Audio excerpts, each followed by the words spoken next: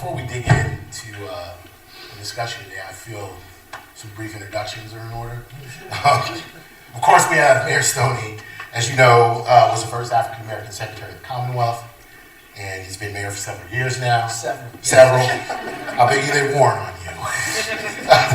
Aside from representing the city that is undergoing profound change, he has remained committed to many of the topics we'll be grappling today. Further to his left, we also have former mayor of New Orleans, Mr. Mitch Landrieu. Mr. Landrieu was not just a two-term mayor of New Orleans, but he also served 2 terms as Louisiana's lieutenant governor and 16 years in the state legislature. And while I'm certain he'll bring his political experiences to bear on the nature of today's discussion, Mr. Landrieu is here with us today in a slightly different capacity. He's here today with his E Pluribus Unum initiative, which has been designed to bring people together over the issue of race, equity, economics, and or economic opportunity and violence. So we'll move through the discussion today in 3 phases. Firstly, by thinking about the past, and then how race has shaped how we got to now, and then we'll do a little bit of contemplating about moving forward. And since we've got a Louisianan with us this morning, let us turn briefly to a francophone.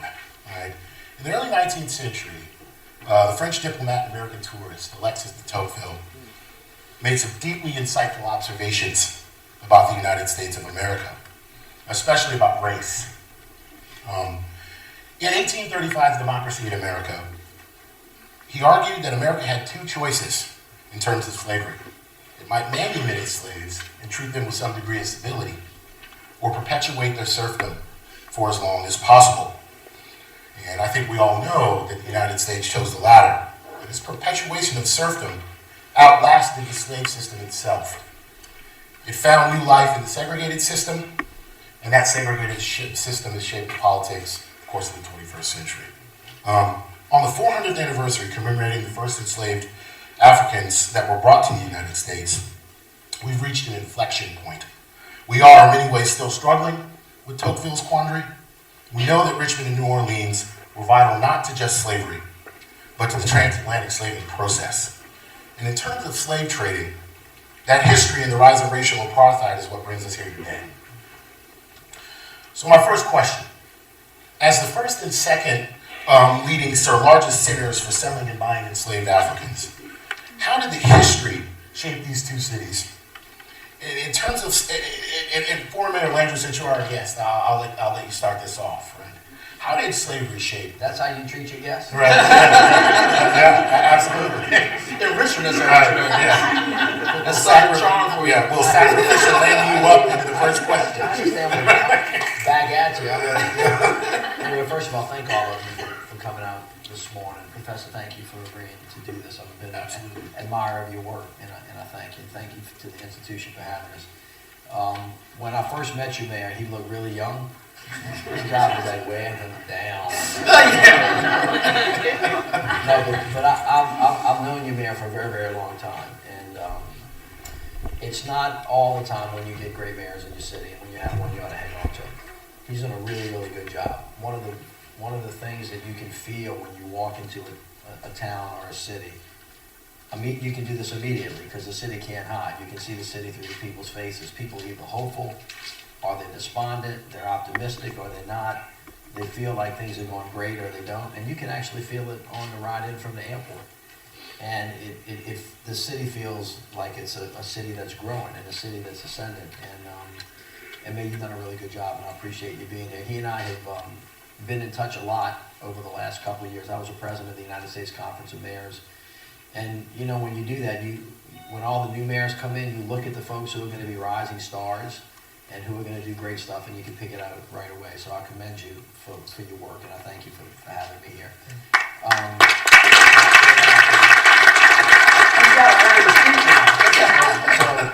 And I'm sure he'll do that. But, you know, we were talking a little bit earlier. The city of New Orleans sold more human beings into slavery than any other city in America. I think this city is the city that sold the second, but you were also the port of entry for a lot of slaves that were brought into the United States of America that got pushed off to Charleston and then around. But in Louisiana and across the South, we had a lot of places for people to take slaves to till the soil and to produce, you know, the things that help make the country great. And so as a consequence of just being affected by where people lived and what they did and how they ate and how they lived, the city of New Orleans and the state of Louisiana, the city particularly, was a melting pot. And 300 years ago in 1718, we were a city that was white and black and free people of color and slaves, and just the accumulation of all of those cultures created a culture today that I don't think can be replicated anywhere else in the world. So the positive application of just lots of people being together, sharing their diversity, whether they were there voluntarily or not, has created a way of being that is going to, I think, reflect a certain way to the world. Right. To juxtapose this, I was in Portland, Oregon the other day. Portland, Oregon is 97% white. And so their experience is different. Now, on top of that, on the negative side of it, clearly the vestiges of slavery remain to this day. We don't know how to talk about race in America. Although we do, we don't do it very well. It's an uncomfortable conversation for us for a whole bunch of different reasons. Some people don't want to remember the pain who went through it. Other people don't want to remember the pain because they're going to think, well, why are you making me responsible for something that I wasn't around for? By the way, can't we get past this? As people have liked to say to me, look, man, why do we keep talking about this? I mean, man, we passed it. We had slavery. You know, we had the Black Code. We had Jim Crow. We had the Civil Rights Movement. We had Barack. We done. We arrived. I hear this a lot. But at the same time, and we're going to talk about the monuments while we're here in case anybody wants to leave. We're going to talk about the monuments. You know, we walk by things that we don't, that every day, that we don't see and that we don't know. And take it out of the racial context. You know, when y'all leave here, instead of taking your car, just walk or ride your bike. You're going to see something different because you're going to walk by it more slowly and you go, oh, I never noticed that beautiful rose bush. Or I never noticed that yard that has garbage in it, et cetera, et cetera. And institutional racism is a lot like that. That you walk by stuff every day. I walked by a neighborhood earlier this morning that's got a whole bunch of new housing going up. Right. And what you can't see is the housing that was there before, because it ain't there no more. Right? And so you ask yourself, well, if you stop for a moment and say, well, you know, gee, what was there before?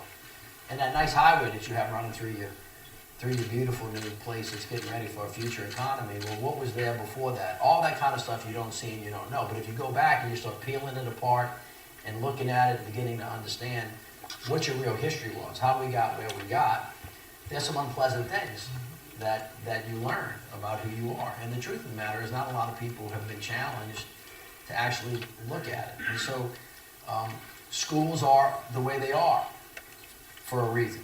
Housing is the way it is for a reason. Lack of access to credit. You know, every American, it seems to me, wants a good job so that they can provide for their family and their kids can do better for them. But if you live really far away and you ain't got no way to get there, because a long time ago people didn't want folks to get from one neighborhood to the next, right. You might say, well, I mean, it was designed that way. Right. And there's a lot of that stuff going on. And so when you dig down on the issue of race, it's not, in my opinion, because I was a man that was trying to prepare a city for the 21st century. Remember, we got beat to death by Katrina. We were rebuilding the city. So as we were rebuilding the city, because it was broken, you say, well, what am I going to rebuild? Well, you got to ask yourself, well, what am I going to rebuild? Am I going to put it back like it was the day before Katrina, or I'm going to put it back different? Well, if you put it back different, how are you going to put it back? And what I came up with was, I don't want to put it back the way it was, because it wasn't great the night before Katrina hit it. What I want to do, and by the way, I don't want to create something new that nobody recognizes, because our history is important. What I want to do is put it back like it was if we would have gotten it right the first time. Which then gets you back into, well, what did we do wrong? Right. And where did we take a wrong track? And it makes you start thinking through, did we really create the community that we wanted to do purposefully and intentionally in a way that lifted everybody up? Or did somebody get lifted up at the expense of somebody else? And when we hurt that somebody else, then we hurt ourselves too. And when you start looking at it that way, it opens up the possibility that as you're creating the new thing, that there might be a better way to do it, which may mean that you have to go back and correct some things that were broken so that you can get yourself ready for a future that actually makes sense for everybody. Yeah, it's one of the deep ironies of the South, right? It's Yeah. nowhere where white and black America is closer together, yet further apart, right? The distance and that proximity has had a profound influence on, It still exists today. right, the nature in which the cities have developed, I right? don't want to monopolize, Sure. but I just would, today, right now, go someplace in your city and stand in the middle of the street. And not too far away, there's a young African-American boy or girl that is someplace, and then within a mile is somebody else. And this young person over here is going to a really good school, going to a great high school, heading off to the Ivy League, and they're going to go be the president of the bank. And down here, so they live blocks away, but they're a mile apart. You have that all over America, still today. Particularly, and I'm not just talking about, I'm talking about New Orleans. And I tell this story about Mardi Gras goes down this street called St. Charles Avenue on one side of Central City. I mean, literally on one side of the street is Central City, and the other side of the street is the Garden District. And if you look at all the indicators, low birth weight babies, reading by third grade, economic factors for the parents, it's like you're looking like 100,000 miles away, a block away, a world apart. And that's not an accident. Right. That happened by design, Right. maybe not malintent. Right. It could be by benign neglect, Yeah. but all of it is informed by race. And it is not. This is not true. It's not fair, and it's not honest to say that race didn't play a part in it. It happened because of it. Absolutely. There's so many. And I fully agree with Mayor Landrieu. When you live in Richmond, I think you have to understand that race always lies beneath the surface. Right. But everything, by neighborhood, everything is by design. And there's a lot of intentionality that is involved in the way the city has developed over years. Right. I think, as the mayor said, the city has been traumatized over and over and over again by, I think, institutional racism, and that still lives with us today. Right. And I think that the mayor was actually right, was really right about also like the word neighborhoods. Our neighborhoods have actually been set up over time. The character of our neighborhoods have changed over time, whether through look at Jackson Ward and driving 95 right through it. You see the way Shockoe Bottom has developed, and the fact that we have a slave burial site there. It drives a lot of the decisions of my predecessors. We're excavating the 20th century. Right, Shockoe. Yes, that's right. But also, I've seen it play out. When you're the mayor, you get to see people at different strata of life, right? You get to see those individuals who are struggling, are living paycheck to paycheck, but you also get to see folks who live on another side of town who are living a life that you would see on TV. The fact that I have young men and women who, when they go across the Manchester Bridge and they find themselves in Carytown, they think they're in France or something like that. They think they're in Paris. It just shows you that there is truly, at times, two Richmond. Richmond and then an RVA. And that's why the fact that I chose one Richmond as something I want to build towards every single day is because we don't see the sort of the quality of life. Right. We all have a different idea of what quality of life means to us, Right. but we don't see the quality of life across the board. And I do believe that has its roots in the fact that this city, our history is good, bad, and ugly. And I think that if we continue to ignore the fact that we've had an ugly history, we've had a bad history, some good as well. Right. But we can't ignore the fact that whether it's the monuments, whether it's housing, whether it's schools, this is all intentional. And we have to do our jobs, I think, as public servants today, is to continue to unwind what was intentionally bound together a long time ago. I'm going to press a little bit further on 20th century, if you don't Yeah. mind. I find this to be the case, especially that students, year after year, are coming into my classrooms knowing less and less about the 20th century forces that shape the cities they live in.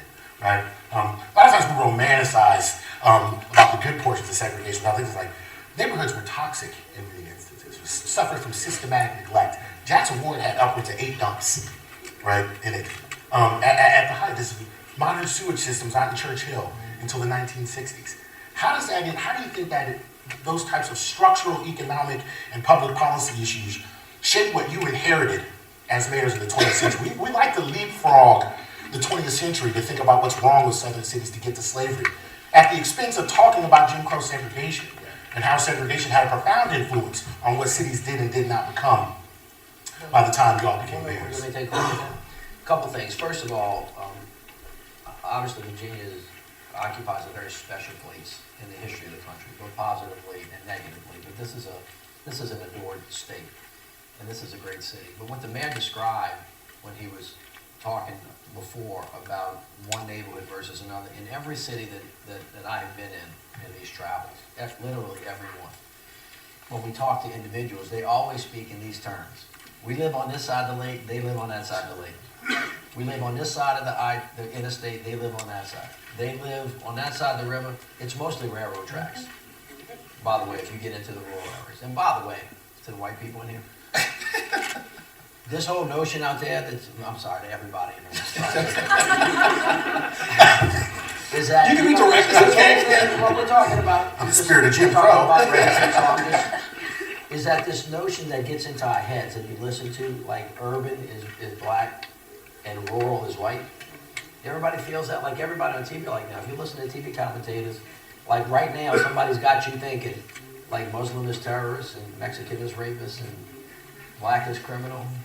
Urban is black and rural is white. That's not true. It's important to understand that it's factually not true. Because otherwise you come up, if you can't get your facts right, or you don't know what the truth was. And this isn't, by the way, about punishing people or saying you were bad or trying to push it. It is so that we can get prepared for a better future. So like when we were rebuilding the city of New Orleans, the question was, if you're going to build something new, you have to ask yourself, how'd you get, let me just use New Orleans. When Katrina hit, the city of New Orleans was a descending city. In 1960, we had 680,000 people in the city. The night before Katrina hit, we had 460, which is to say we lost a lot. People were moving out. We were bigger than Atlanta, and we were bigger than Houston. So now the night before Katrina hit, if you were the mayor of the city and you were tasked with saying, how do you build a great city where you create economic opportunity and fairness for everybody, you would have to ask yourself, well, what is it that caused us to go down? Because I want to change that, and I want to go up. So if you're thinking about it from that perspective, and not in terms of blaming the past, but understanding what it is that went wrong so that you can get it right, you have to think about that. And so you're no different than anybody else in terms of living. You got folks living on one side of the river to the next, and kids crossing over and acting like they went to a different place. And it's you're not out of the way on that regard. But there's a lot of research now that the neighborhoods that people grow up in inform how well they do. That's right. If you're a young African-American boy and you growing up in a neighborhood where you watching your friends get shot, and almost every other day you going to a funeral, or you living in a neighborhood where somebody's dying of opioid addiction, or you struggling because you go to a school where the bathrooms don't work, or you watching your mama and your daddy not being able to make the rent, and you're under an intense amount of stress all the time, it's going to have an impact on how you react to the rest of the world. And you can see this, Mayor, I know you have this experience. When you're the mayor, you know you got to go see lots of people all the time. And you want to go stop by and see the little babies starting off in the Head Start program. And they're 2, 3, 4, 5. And you talking to them, you down on your knees, and they're looking in your face, and they're going, oh yeah, how you doing? And not one time, ever, has a child that you open your arms to not come to you when they're that age. And they rubbing on you, they're rubbing on my head. And they in your face, what you gonna be, what you gonna be? I'm gonna be the president, I'm gonna be an astronaut, I'm gonna be a police officer, right? Go back when they're 10. That's right. Go back when they're 10, you know what you get? Toxic stress. Toxic stress, that's exactly what that is. And we see it every day. Now you go to the other side of the city, and you're talking to little kids, and every one of those kids, when they're 9 and 10, is talking about where they're going to college. I'm going to Harvard, I'm going to Yale, I'm going to Princeton. Nothing's going to stop me. I feel cool. My mom and daddy got me. They're not saying this, but with their body, that's what that is. And it may be invisible to you because you're running back and forth to your work and you're taking your kids to to fast pitch baseball, and then you go on to swimming, and then you're on to music, and then you go on to violin, and then you go on to tennis. Those kids are not getting enrichment programs in the afternoon. So every day, when a kid gets born, and he gets born up here, and another kid gets born down here, and this kid gets everything, and this kid gets nothing, why again are we surprised at how it turns out? And then you act like, I'm sorry, we act like, well, we didn't see it. Well, you didn't see it because you never looked at it. Thank you, I'm sorry. What I'm saying is we get busy and we go into denial. I'm not blaming anybody, I'm just observing what we do as creatures. We tend to look past it because it's not ours. Those are not my kids. Talk to me about the violence. Those are not my kids. Those are those kids over there. No, you know what? They are your kids. And every one of them that goes away, have you ever thought about this? That if one person can change the world, some little superstar comes along, and they can change the world, that the absence of a person can change the world too? I mean, think about when you lost, everything we lost in the South. I'm going to talk about my South. You're a little bit higher than me up here. But of the 4 million people, the diaspora that left the South because they didn't feel comfortable, they wanted to get themselves to Chicago and up in Portland, all that. I couldn't find any not too many people from Portland, but they were nice people. But over in Los Angeles, and they went to New York, and they went to Rust Belt. All of that talent, all of that intellectual capital, all of that, everything that they had, they left and they took it with them. So who lost? Because we didn't want. Who do you think lost that? They won, I lost. And so you got to think about that, and whether or not you as a city want to grow into a place that makes sense, or whether you want to win or whether you want to lose, and you do stuff like that every day here. I just want to add that real quick, Julian, and it is, I can look at the history of Virginia, right? Not just Richmond, but Virginia. I always look back at the 1902 Constitution. That's right. Right? You know, in 1868, the Underwood Constitution, a judge, an abolitionist came in and said, you know what, we're going to have free schools for everyone. 21 years old and older, you can vote. Anyone can. Right. You had to be an idiot, a lunatic, or commit treason or corruption. Right. That's the actual. That was the actual in the language of the Constitution. Right. Can you imagine today? And then in 1902, or from 1868 to 1902, we saw more and more disenfranchisement of African Americans. We were 25 African Americans in the General Assembly in 1868. Right. Almost 100, I think, served between 1868 and 1902. We get to 1902, new Constitution. Redeemer Democrats, or racists, they started, putting in disenfranchisement laws, poll tax, literacy tests, you name it. Felony disenfranchisement. And from there, we eliminated every African American. And representation. And the dirty little secret is there's 50% of whites as well. Yeah, that's right. By the way. That's the dirty secret about the constitutional convention. So bad that a political scientist said that Virginia made Mississippi look like a hotbed of democracy. Brent Tarter has said some pretty profound things about that system. Virginia had, at one point in the early 20th century, the lowest voter turnout rate in the United States, and one of the lowest of any free democracy in the world. Right? Now, those individuals went on to shape public policy for nearly 70 years. Right? 70 years. That's holy. That's not democracy. That's right. African Americans did not return to the General Assembly in Virginia until the 1960s, late 1968. And then roughly 10 years later, 1977, African Americans gained the majority of the city council in Richmond after attempts by the city to annex land in Chesterfield. Not attempts, they actually did that, to dilute the black voting power. And then, after annexation and after black majority took over, whites fled the city en masse from the 70s to the 80s. And then the crack epidemic in Richmond.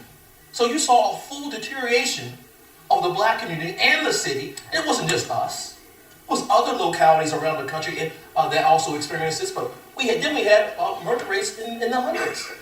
Pull on your heartstrings as individuals who had volunteered, if you will, to fix some of these crises, right? I find it ironic that when we try to explain what's wrong with cities like Richmond and cities like New Orleans in the 21st century, we don't think about how segregationist policies shaped many of the problems that when African Americans inherit in a political capacity these cities, they're often blamed for the declension narrative that you just described, right? But I want to bend this back, if you will, to the nature in which that exclusionary system gave rise to Confederate symbolism in the early 20th century, and how, along with many of the other problems that you inherited, you've tried to tackle dealing and grappling with these issues in the 21st century.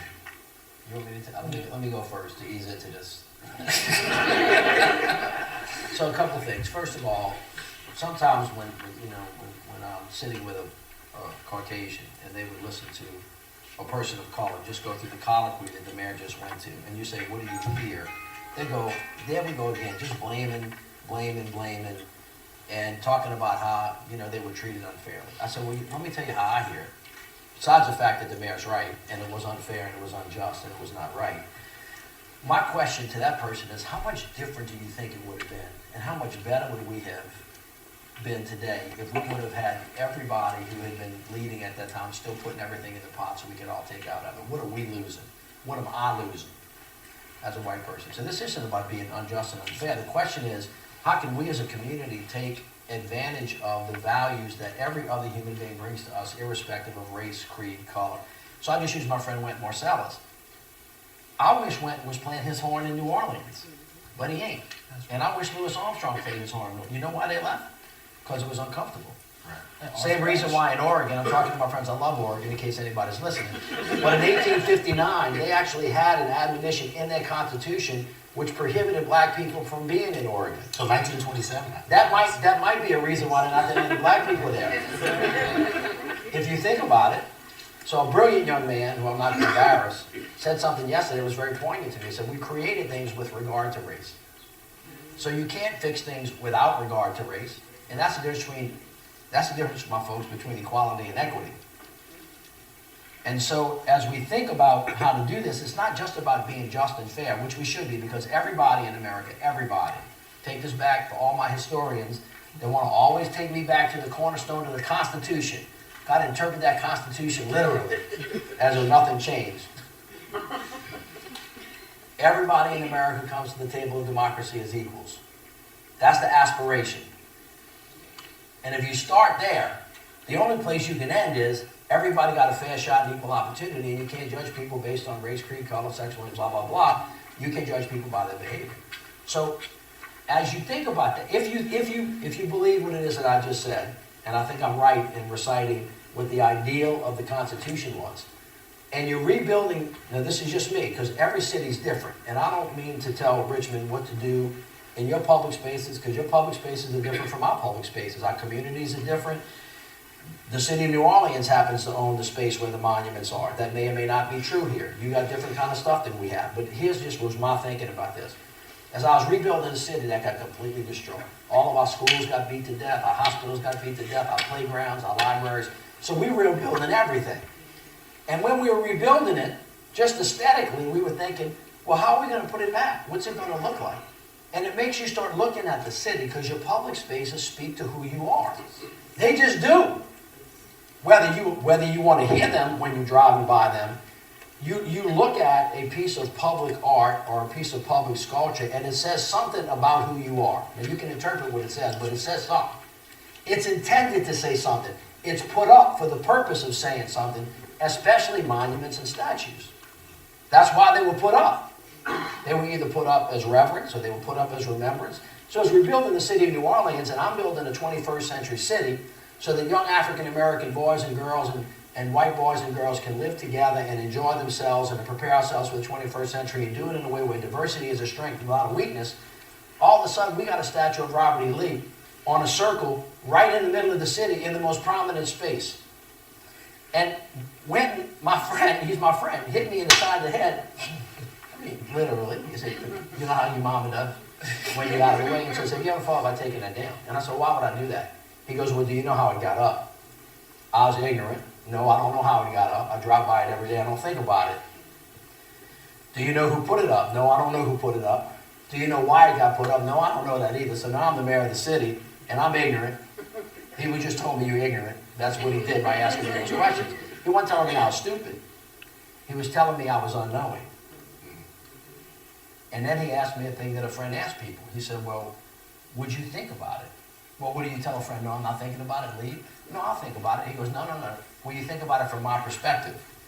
And I said, well, what do you mean? He goes, you know, Louis Armstrong left here because of that monument. Well, when he said that, you know, it's like somebody opened up your brain and your teacher told you to pay attention, and everything that you did learn and you forgot because it wasn't important to you came flowing back. And I started thinking about the great diaspora and all the people that left the South. And the fact that Wynton himself is now at Jazz at Lincoln Center. They got 3,000 seats, employing a lot of people, playing the best music in the world with his talent that he got from New Orleans, his creative talent. He took somewhere else and has added value to it someplace else. And I started thinking, if I was building a city of the future, wouldn't I want him here? So how do I create a space where everybody is invited to have what was rightfully theirs? And then I asked myself, does that man standing on top of that thing send a message to people that you are welcome and we want you all here, or no, you don't belong here anymore? And if you think about it from the perspective of a young African-American girl who's walking down the street and you want her to aspire to be president of the United States, what kind of message is he sending to her? And is that a reflection of who New Orleans is? Well, all of a sudden I got a conflict. Because when I found out who put it up and when it got put up, and that I was put up for a purpose to send a message to people that you were less than, I'm now running a city that's majority African-American. We own a piece of property, and that monument does not reflect the soul of the city of New Orleans, and it's not an accurate recitation of the past. Because it only talked about 4 years of our 300 years, part A, and part B, it forgot the other 96% of our history. And so I made the decision to ask the people of New Orleans to have a conversation about it. We had a 2-year conversation. It wasn't polite. It was hard. We know about that. And then eventually we decided in our specific circumstance that it would be in the best interest of the city to take them down. There are lots of other different ways that you can do this, but what you can, in my opinion, what you cannot do is deny who put them up, why they put them up, and then they were put up. And there is a difference, my friends. There is a difference between remembrance, which we should always do because we don't ever want to repeat it, and reverence, which is to say we put you up because we honor what you did so that maybe we can do it again, comma again. You understand what I just said? I just didn't think that was in the best interest of the city. Now, you're in the middle of this thing. You got a thing going on with your statewide elected officials with blackface. You got something going on with the monuments. This isn't new. We got the white supremacy thing going on in New Zealand that replicated itself in Charleston, right, in Charlottesville, like acting like this is just a Virginia thing. This is a worldwide thing and a historical thing that's been going on for a long time. And white supremacy, white nationalism, this notion somehow that's below everything, that notwithstanding everything that we said, white people are a little bit better than black people, that needs to go away. There is no way that the United States of America will ever realize our aspiration of being a more perfect union or a great place if we have any semblance of that at all. And some of those things are a reflection of that. Yeah, I fully agree with Mitch, and that is, I've been talking about how Richmond is an inclusive and competitive place. Mm-hmm. And as the mayor said, it speaks to who you are. And on the inclusive side of things, if you see those monuments and you're a young black kid, it doesn't speak to me, inclusive. Because I think when they were there in the 1890s and the 1900s, early 1900s, they were there to say, look who's still in charge. Maybe on the paper it says, you all have the right to do this or the right to do that, but we want you to know who's still in charge. That's why they're so grand. I always say, Mitch, that, New Orleans, you guys have some monuments, but we got the granddaddy of them all here in Richmond. I mean, they are there to send a true message that we are this high and you're this low. And so for me, I think when I went to Geneva, and there was a video talking about Richmond as we were in a competition to win the violin Olympics for amateurs. Mm-hmm. And in the video, I'm there with President Crusher's wife, Betty Crusher. Yep. And we saw the drone video of Monument Avenue. That's the identity. I looked at Betty, she looked at me, and we were just like, that cannot happen again. that the world, the image of the world that they see is these monuments to Jim Crow and the lost cause. Right. That is not the Richmond that we are, and I think symbolism matters. But what was? Because you were the Monument Avenue Commission, so I want to hear what you. Because I know we're in different positions, we're in different places. Before you do that, it's not just those statues are not just concrete and metal. I mean, you could take. We were talking about this earlier when my fellow historians who profess to be the protectors of history talk about how you can't tear anything down. I said, well, you tore down a lot of neighborhoods in America. Paved over burial sites. Paved over burial sites, and nobody said anything about that. Right. I mean, so why in the issue, this is, I've never found, I was a lieutenant governor, I was head of the Department of Culture, Recreation, Tourism. I know a little bit about historic preservation. In the context of historic preservation, you usually have an open discussion about what can go up and what can go down. Mm-hmm. How come, like for the people who want to keep these up, there can be no discussion that you can't ever take it down because you can't ever change? I mean, it doesn't make any historical sense, is what I'm saying. So for my historian friends out there, I'm not talking to you. Sorry, no. But you need to live with integrity too.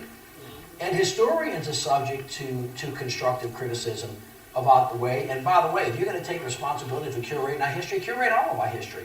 Don't just curate some of it, and by the way, curate it honestly. And so if you could do that, Right. So this argues, I'm arguing against myself now, for the process of going forward with contextualization. If you would say, well, don't take them down, let's not do that. Let's contextualize. Okay, go ahead, contextualize. What you put next to Robert E. Lee? Hopefully somebody that you know, a monument of a human being that got lynched, and say, well, that's what happened because of this. That's contextualization. You know what's not contextualization? A little bitty plaque down on the bottom that said, oh, by the way, this little thing happened and I hope you can't see this plaque. Right? That's not contextualization. So if you have an honest conversation and you want to get after it, you can do it in a constructive way that doesn't destroy. Now, you should be able to do it in a way that doesn't destroy the community, but every community is different. So I didn't come here to tell y'all what to do. I'm telling y'all what we did in New Orleans, and it wasn't easy, it hurt, it destroyed a lot of relationships. I think we're better because of it. I think we're more honest, and I think our city's prepared for the future. And the question that the mayor asked, you know, people watching y'all. People from across the world are watching you. My question is, does Virginia want to be known for that? If you don't want to be known for that, be known for something else. I mean, it's not that, I want to say it's not hard, but it's not that complicated. And normally what I say, Mitch, is, you know, every time you Google search Richmond, Wikipedia Richmond, it says Richmond, Virginia, comma, the former capital Confederacy. We are a lot more than the former capital Confederacy. And we all here know that. But if we continue to live by the status quo, then that's all we will be in people's minds around this world and around this country. But those monuments are the only artifacts the Jim Crow system in New Orleans and in the city of Richmond, Virginia. Public school system, right? What I'm The saying housing is, crisis, if all you do is public take them housing, down, right? all you do is take them down, And you don't change the attitude that put them up, Right. or think about how they got there, or think about the impact that it's had on other stuff. It is true, the other side's right about this, you didn't really do much. So what are you doing to unpeel the vestiges? What are you doing to promote giving kids an opportunity to rise up, giving people an access to job, giving people good transportation, handling your criminal justice system with the relationship between your police department and the community, where every white person in here, you go ask African American how they feel when the police pull over, is different from how you feel when they pull over. But I think it's different. Understanding is critical of that, right? And so I got in an argument with a gentleman the other day. We talked about slavery and Jim Crow. Hey, I wasn't alive during any of that stuff. I said I wasn't alive during the creation of the automobile, but it's had a profound influence on my life. Right? Huge influence on my life. Right? And someone said the same on Facebook too. Right. And can we reconcile? I don't even know if we can reconcile because there was no unity to begin with.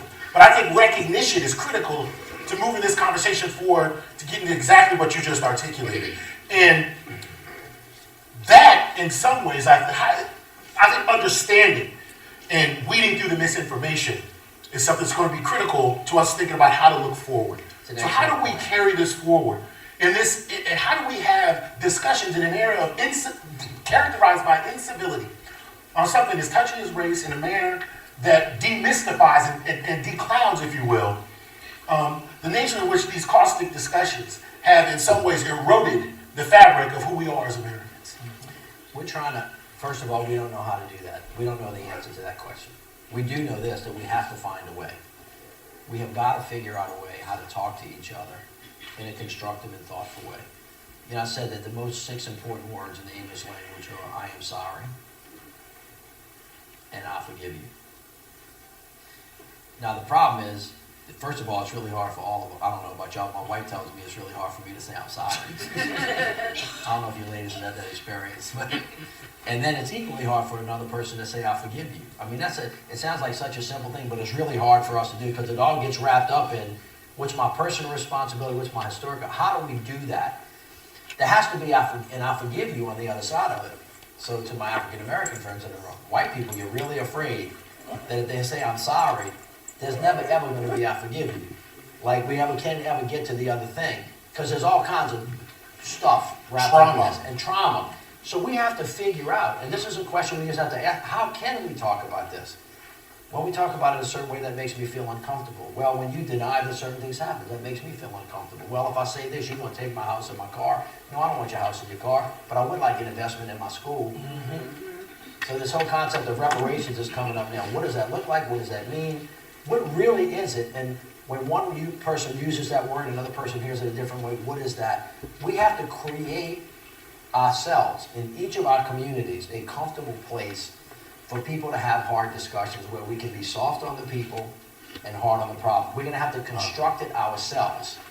And we have to start sooner rather than later. I want to add to what you said, Mitch, because I don't know about you, but I was raised by a woman I know that you were raised by a woman from the Deep South. And she taught me forgiveness.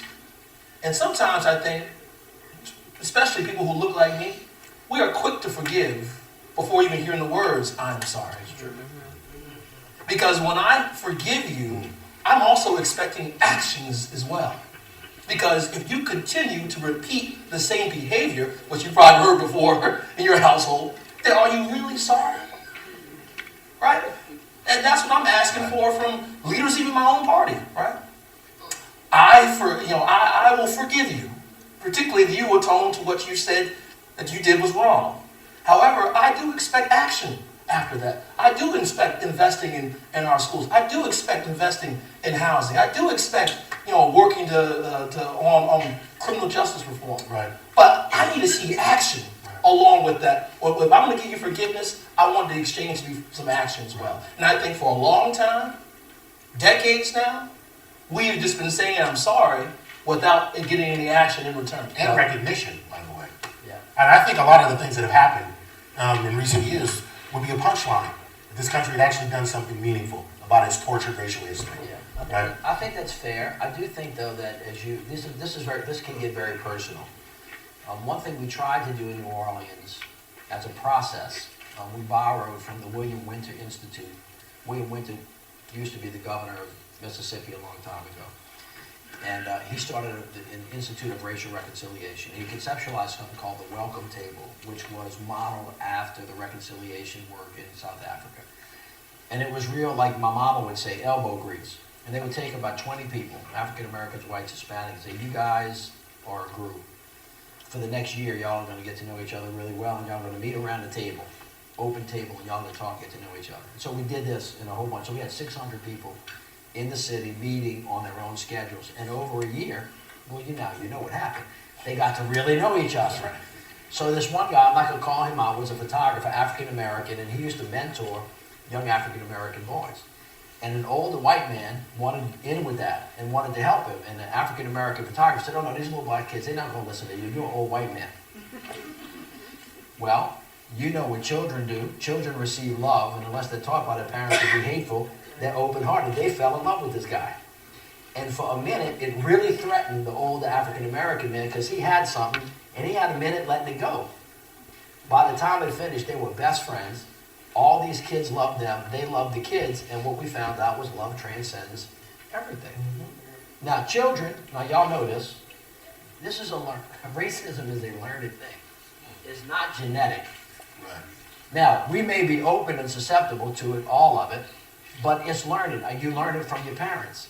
If you listen to people talk, if you listen to a young man that's 19 or 20 years old, and his daddy's watching Fox or MSNBC or whatever all day, and the daddy's talking to the kid's going to repeat the daddy.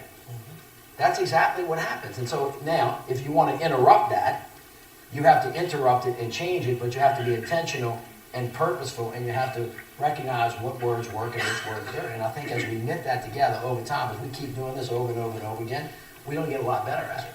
And then it's going to impact our decisions about the property tax, that you got to pay if you want to fund the schools. Don't tell them, I'm going to give you business now. Don't come tell me. Where's this going? Don't come tell me as the mayor. I don't want to hear this. And now I'm not elected official, so I can tell you whatever I want. But don't come talk to me about what you want and not tell me how to get there and that you're willing to help. I'm just a person. I represent you, right? When you come tell me you want me to do something for you and you don't want to pay for it, and then you're going to complain that you don't have it, that dog don't hunt. It just doesn't. So what I'm saying is, if you're thinking about, well, how do you put back into the community? How do you invest in it? Now, you can demand accountability and honesty and integrity and production and all of that stuff, but your structures, your government structures, the way the state works, the way the county works, the way the city works, it's all got to flow into positive. If it's designed to fight itself and never get anywhere, it's going to get you to negative. And sometimes it's designed that way. Government's designed to be defensive, to stop you from doing stuff instead of helping you to do stuff. And if you happen to have that here, and I'm not suggesting that you do because I don't know your system well, but in my city, when something didn't work, there was an institutional barrier. It wasn't just the will of the people. And if you have those, fix those too. And then you'll start to see the cars starting to actually work because the gas is actually getting where it's supposed to go. But if you had a gas tank and somebody was crumping the gas line and the car stopped, you might want to go look at the crimp and undo the crimp, and maybe the car will run. I was going to say, we don't have those difficult conversations anymore. Or sometimes people will say whether or not we actually really do ever had those real difficult conversations. Now, and I think with the advent of technology, we can easily curate the sort of information that we receive and consume every single day. Right? We can surround ourselves with like-minded people. If I'm conservative, all I do is watch conservative news, talk to conservative people, and never hear the other side. And if you're liberal, the same way. And I think in order to do that, sometimes we got to just be intentional and keep it very simple. Right? Have these conversations. Well, Mayor, it's okay for me to, we're going to model this. It's okay for me to say to you, you know what, Mayor, you and I have been friends a long time. What you just said offended me and made me feel uncomfortable. Now, I didn't just stand up and yell at him and say something and then walk off the stage. I sat here with him and said, now if you can get in that space with your friends and say, you just said something that made me feel real uncomfortable. And you say, well, look, I'm sorry. I didn't intend to make you feel uncomfortable. What did I say? But thank you for telling me that. What did I say? And you said this. You said, well, I'm sorry. I miscommunicated. I didn't mean to communicate it. Well, what did you intend to communicate? And you have that conversation where you stay in it. Now, you all know this as parents. Who's got kids out there? Everybody's got kids? I got 5 kids. Okay? So when my kids are getting trouble, one thing they did be yelling and screaming, and you nail them down and make their heads, put their heads against each other like that. No, you gotta try it. It works all the time, 100%. They're leaning up against each other with their heads, and eventually their anger dissipates. They realize they're connected. They can't go nowhere because they know they're living together, going to bed in the same room that night. Then they have to fix their problem, right?